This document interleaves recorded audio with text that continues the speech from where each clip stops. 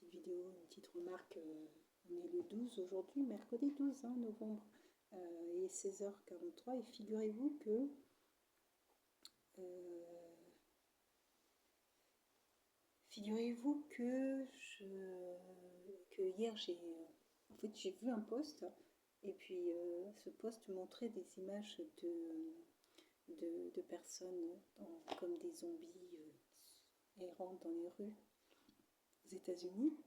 Et en fait, la personne, je me souviens plus exactement quelle était la remarque de la personne, mais il indiquait que c'est l'effet des drogues, les conséquences des drogues.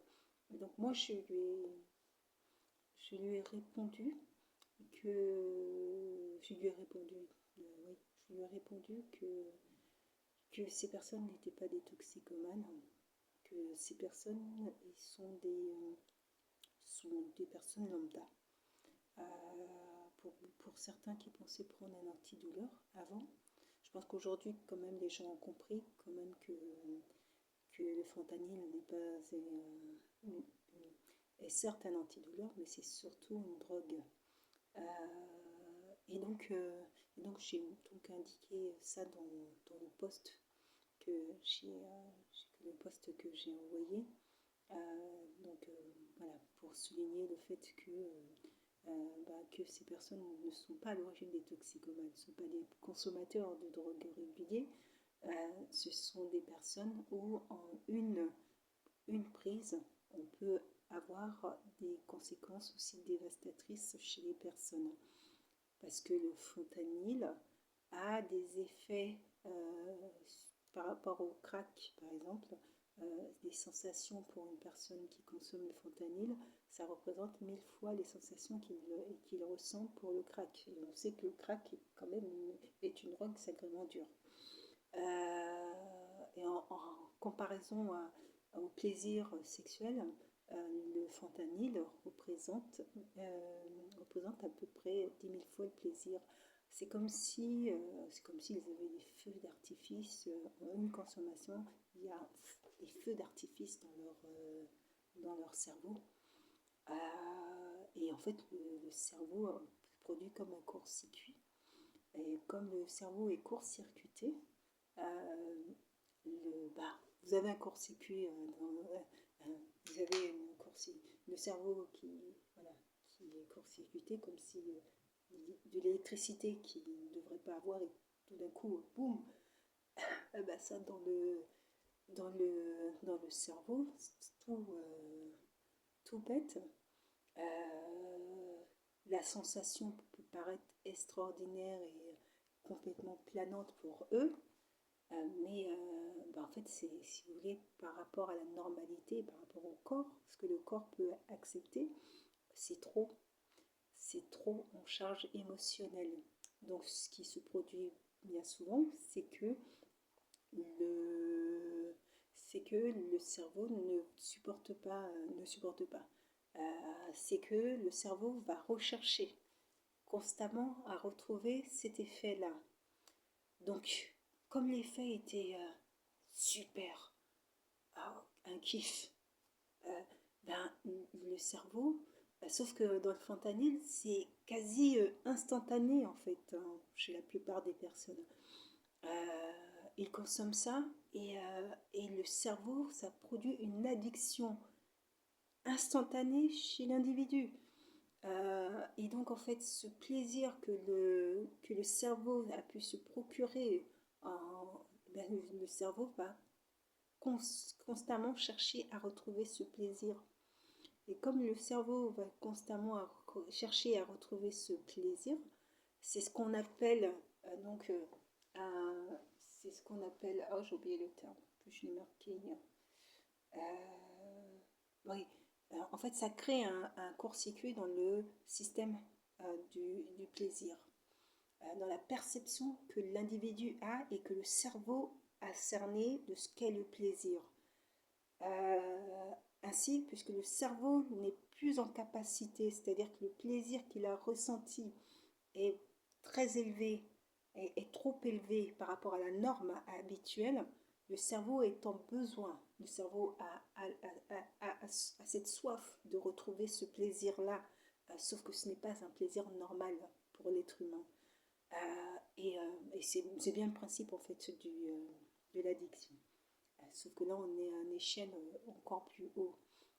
Ce qui, euh, Ce qui fait que, puisqu'en fait, le cerveau sera toujours dans cette recherche de ce plaisir, bah, l'individu a le souhait de consommer le fentanyl. Voilà, il faut consommer mais dans le but de retrouver ce bien-être, ce plaisir qu'a pu le procurer le fentanyl lors de la première prise. Et donc l'individu est en recherche, est en recherche, a envie, a le souhait et a besoin de retrouver cela. Et c'est pour ça qu'ils sont pris au piège après. Ils sont pris au piège parce que le circuit du plaisir dans leur cerveau n'est plus cohérent par rapport à la normalité. Et donc ce que le cerveau cherche à retrouver comme plaisir et que bien souvent il ne retrouvera pas. Et donc c'est pour ça que bien souvent ils augmentent les doses. Ils augmentent les doses pour pouvoir essayer capter, de capter ce plaisir en fait. Donc ils consomment plus en se disant que ils vont retrouver le plaisir qu'ils ont retrouvé la première fois, à la première prise. Or, non, en fait, ils aggravent de plus en plus leur situation. Euh, Quand on dit deux fois que ce sont des zombies, ouais, ce sont des zombies. Le cerveau est complètement grillé. Et on- est-ce qu'il est possible de soigner euh, ces personnes à, à ce niveau-là, à ce niveau-là, euh, hormis que lorsque la personne prend la première dose, et dans ce cas-là, il faut absolument l'interner et faire en sorte qu'elle ne puisse plus reconsommer et que toute la fièvre, parce que quand ils sont en période de crise, je dirais, bah, ça produit comme une fièvre dans le corps. Il faut consommer, il faut absolument consommer. Et donc en fait, donc il faut les canaliser pendant cette période-là, le temps que ça passe et ce que produit l'addiction, hein, ce que produit le fait d'avoir absolument envie de consommer, mais là de suite, absolument, et ben que ça s'évapore en fait. Donc en fait, il faut retenir la personne le temps que simplement que la période le pic de la crise passe. Mais ça veut dire dès la première consommation. Or, on est face à des personnes voilà, euh, qui vont très rapidement consommer la deuxième, consommer la troisième. Et puis au début, le fentanyl était prescrit comme un antidouleur, hein. Je pense qu'aujourd'hui, les médecins ne le font plus. Mais même si les médecins ne le font plus, tant que le produit n'est pas retiré du marché, vous trouverez toujours des marchés, ce qu'on appelle le dark web, où ils peuvent s'approvisionner de ce type de produits largement et payer en ligne, hein. Voilà. Donc, tant que le produit n'est pas retiré totalement, on trouvera toujours. Et puis, sur ceux qui sont encore restants, parce que quand on regarde les rues j'allais dire Philadelphie un petit peu, mais aux États-Unis, quand je vois ces images, moi je pense aux enfants qui habitent, voilà, qui peuvent habiter par là, sortir pour aller dans leur établissement scolaire. Voilà à quoi je pense. Et en me disant qu'en fait, c'est pourquoi moi je pensais judicieux de créer des centres pour mettre ces personnes. Pour la simple raison que, en fait, à ce niveau-là, ce notamment ceux qu'on voyait dans l'image, ils ne sont plus, on ne peut plus les soigner. On peut plus les soigner. Donc soit c'est des rues qui sont bondées de personnes complètement shootées, et voilà, et on laisse des personnes comme ça dans la rue. Et je ne sais pas si vous imaginez l'image que ça donne, l'image d'apocalypse. Hein. Quand je regarde ces images, j'ai l'impression que c'est une image d'apocalypse. Euh, voilà, soit on les met dans des centres, euh, le temps de les accompagner. Quand je dis accompagner, c'est un accompagnement, voilà, euh, presque en fin de vie, mais c'est en effet, c'est pas possible à ces niveaux-là de pouvoir les récupérer.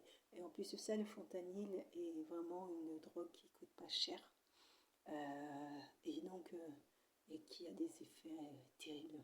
Donc si aujourd'hui ils souhaitent se provisionner, ben, ils ont tout intérêt à prendre le fentanyl. Ils ont tout intérêt à prendre le fentanyl parce que ça coûte pas très cher, et ils peuvent, entre guillemets, se dynamiter le cerveau très rapidement pour éviter de voir tout ce qu'ils ont dynamité aussi autour d'eux, sur le plan social et familial, parce que c'est fulgurant. C'est fulgurant. C'est fulgurant parce que du jour au lendemain, vous avez des mères de famille, hein, des mères de famille, c'est ce qui s'est produit, qui prennent un antidouleur, elles se sont fait mal, voilà, la cheville et tout, ben, elles vont chez le médecin. Les médecins peut-être n'avaient pas idée à quel point voilà, de la portée. Hein. Je ne porte pas d'accusation sur les médecins. Moi, je pense que quand un médicament est mis en vente, c'est qu'il a été testé auparavant. Et ça m'étonne qu'on soit passé à côté du niveau d'addiction d'un tel produit. Et je pense que c'est un niveau d'addiction qui était visible dès le départ. Et donc c'est fulgurant dans ce sens où la personne change du tout au tout. Elle prend son antidouleur, si vous voulez, dès lors où elle a pris son antidouleur, le lendemain, quand je dis que le circuit du plaisir est détruit, ça veut dire qu'avant, le plaisir qu'elle trouvait, ne serait-ce qu'à prendre soin de ses enfants, le plaisir qu'elle trouvait à faire à manger pour ses enfants, tout ça, c'est terminé. Son seul but, son unique but, c'est de se procurer ce produit et de revivre ce qu'elle a vécu. C'est pour ça qu'on dit que le circuit du plaisir est complètement détruit, parce qu'en fait, avant, le plaisir qu'elle trouvait dans les choses simples de la vie et que le cerveau a engrangé, et c'est tout un mécanisme, hein, au niveau du cerveau, que le cerveau, la mémoire a retenu comme étant source de plaisir et de bonheur, de faire à manger, faire de la cuisine et tout, manger un bon gâteau, voilà. Les petites choses du quotidien qui étaient un plaisir ne le sont plus. Ne le sont plus. S'occuper de ses enfants ne le sont plus. Donc, elle a consommé cela. Le lendemain, bah, que son enfant ait à manger ou pas, voilà, ça détruit des vies. Voilà, ça détruit des vies. Mais il faille le détecter très rapidement. Pour ça qu'aux États-Unis, ils se retrouvent avec des rues entières de personnes complètement démolies. C'est encore plus difficile, je trouve, à voir, parce que c'est pertinemment que ce ne sont pas des toxicomanes, des étudiants lambda. Voilà, c'est pertinemment que voilà, que ce à quoi on voit et qu'on peut voir et regarder, on peut regarder aux États-Unis, on se dit c'est pas possible, c'est pas possible, c'est pas possible. Donc d'une part, il faut interdire radicalement la production du fentanyl, mais quand je dis radicalement, c'est pas du shit, hein, c'est pas du, comme je vous dis 1000 fois le crack. interdire le fentanyl est une priorité sanitaire, est une priorité d'ordre sanitaire. Et pour ceux qui sont déjà, je dirais, complètement atteints, il faut construire des centres et les mettre dans des centres. On ne peut pas laisser, des gens vivre. Vous sortez, vous avez des personnes. Mais l'apocalypse, L'apocalypse, quand vous voyez certains films américains où les gens sont dans leur voiture et tout d'un coup, il y a quelqu'un qui arrive et en fait, c'est leur réalité, c'est ce qu'ils vivent, et c'est ce qu'ils voient, et c'est ce que les enfants voient.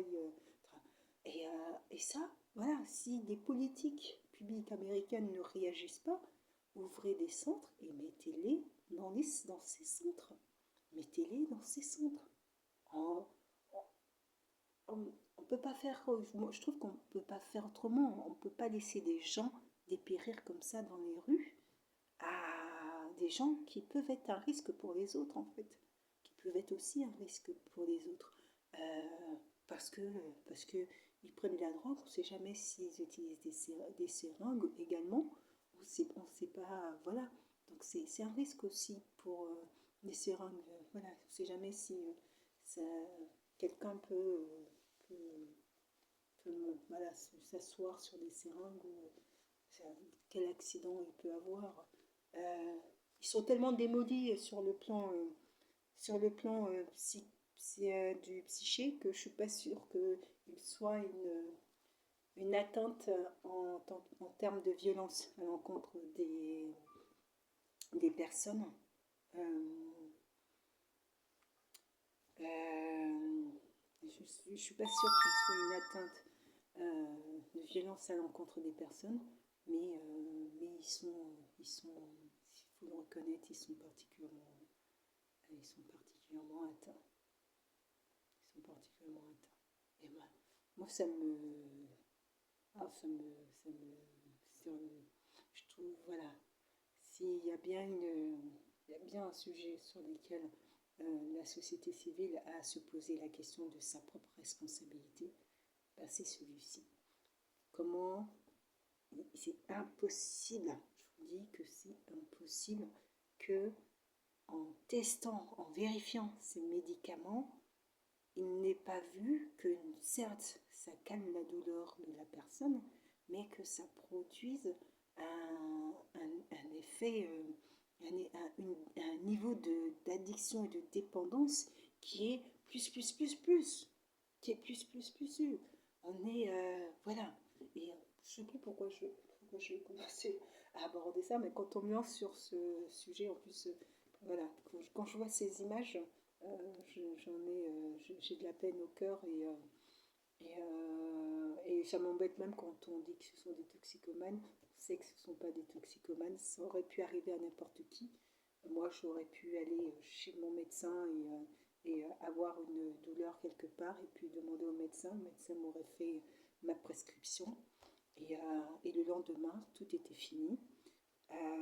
Donc voilà, c'est, je trouve que c'est vraiment triste à voir. Et, ah oui, et puis aujourd'hui, dans le speech que a fait l'animateur qui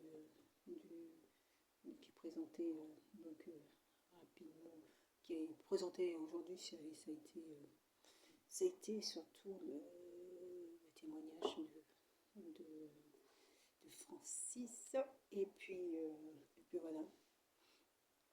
Et puis voilà. Et puis quelques éléments de conseils.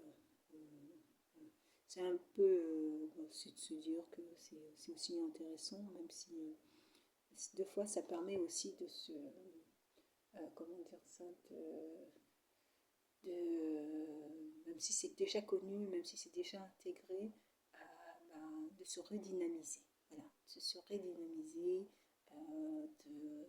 de voir autrement, d'analyser autrement, de réfléchir peut-être autrement. C'est aussi bien. Et dans les questions qu'il posait aujourd'hui, il posait quelques questions Il a posé quelques questions, je ne sais plus vraiment, mais sur justement la consommation de drogue et tout. La consommation de drogue, voilà, sur les effets et tout. Mais bon, j'étais en train de faire autre chose en même temps. Donc, j'écoutais un petit peu en poursuivant tout ce que j'étais en train de, tout ce que j'étais en train de faire. Donc là, je suis en train de terminer un écrit. C'est un écrit sur le plan numérique. Hein. En tout cas, je suis en train de terminer une action par écrit.